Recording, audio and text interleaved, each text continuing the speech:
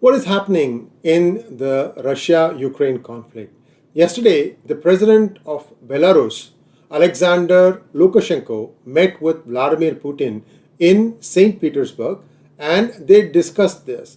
And one of the things that he mentioned there was that the Wagner militia, which had agreed to move into Belarus, they are in the center of the city, and he also added that they are itching for a fight. They want to go into Poland and fight with Poland.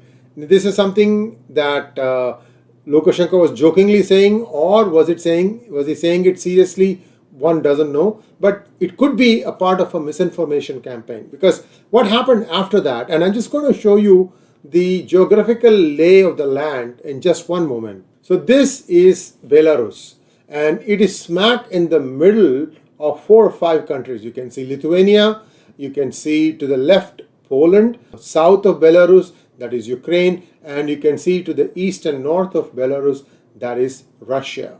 So Putin is claiming now that Ukraine's counteroffensive has failed miserably. Ukraine hasn't said a word. We also saw that the United States is sort of moving a little bit away from Zelensky from the looks of it. One doesn't understand where the dynamics between those two are, as to why US appears to be distancing itself from Zelensky after allegedly going and telling China to stop all exports to Russia.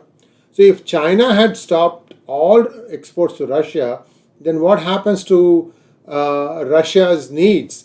How long will Russia hang in without the export of just about everything from China? So you have all these different equations, and then in this mix, you have to see also the trip of Kissinger to China. Is this something that was done at the behest of Xi Jinping, or was it done because Kissinger wanted to insert himself into this? He's 100 years old. He can, he walks with difficulty.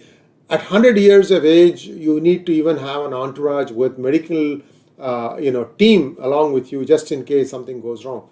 So what really happened there? Why was that flight needed? Who called whom over? Or did Kissinger go on his own?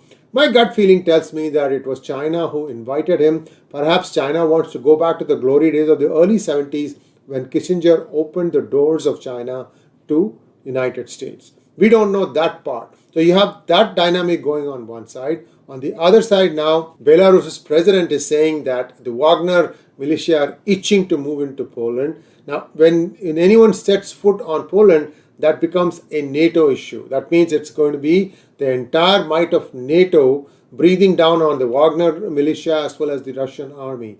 So that's a dangerous move. So will they just do a lot of saber rattling and stop short of actually doing the moving, or will they actually carry through? Well, just to be safe, Poland now has moved some of its troops to its border with Belarus, and Poland also is making sounds that it might preemptively come into Ukraine to save the western Ukraine. Remember, I told you about the Dnipro River. To the right of it is Greek Orthodox. In terms of religion, to the left of it is mostly Catholic. That used to be Poland at one point of time.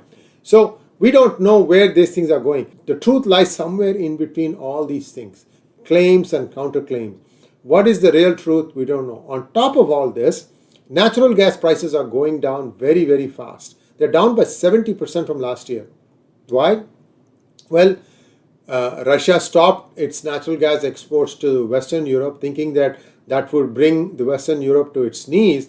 Unfortunately for them, it was a mild winter, and whatever demand that was needed, the United States was able to supply. In fact, now one of the terminals that used to supply LNG, which was down for about a year, is back online now, Freeport Terminal in United States. So it can easily supply the needs of Western Europe. Take that in addition with the economy in China, which is slowing down very, very visibly, which means China doesn't need as much LNG as it used to. Remember, China's primary use for LNG is not cooking, it's for generating electricity. You can generate electricity using LNG also. So these are all in play right now. So Russia has lost one card, in my opinion, that is being able to use the West, being able to use the LNG card to beat the West with. That is out. Now they are also trying to do some saber rattling for Ukraine, trying to prevent them from shipping their produce to countries in the African continent. That's going to hurt one small set of people, but where will the Ukrainians take their wheat? They need the money for that. So that's now going to be another challenge that's coming up. A lot of things happening. This war could just suddenly stop, for all you know. So we don't know. Maybe that's what Kissinger and Xi Jinping were talking about, setting the terms for a ceasefire. I have no idea, guys. But all it is there's a lot of talk in the air. Just wait for a few days and you will know the answer. Please like, share, and subscribe to our channel. Don't forget to click on